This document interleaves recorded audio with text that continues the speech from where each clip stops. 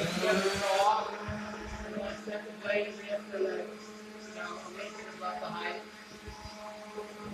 Because this has this guard over here, we tend to be less sort of particular about this height and things can leave it up a little higher and generally do. But this idea to go ahead and bring this down so that it's not, like inches above. Right? So we have these two guards. We have this guard and splitter. So we can raise and lower this depending on the thickness of the material that you're cutting, right? If you get above it. You don't want to go above that. Okay? I sometimes like to have it up a little bit higher so that I can see what I'm doing.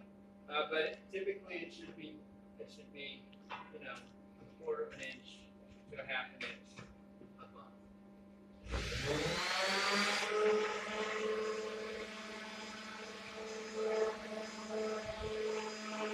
The saw also has dust collection. So there's a hose that comes up here, so it also dust from here as well as underneath. We're a little undersized. This saw has this dust collection, so that's how it works so well. Eventually we're going to hook up the gutter and do that.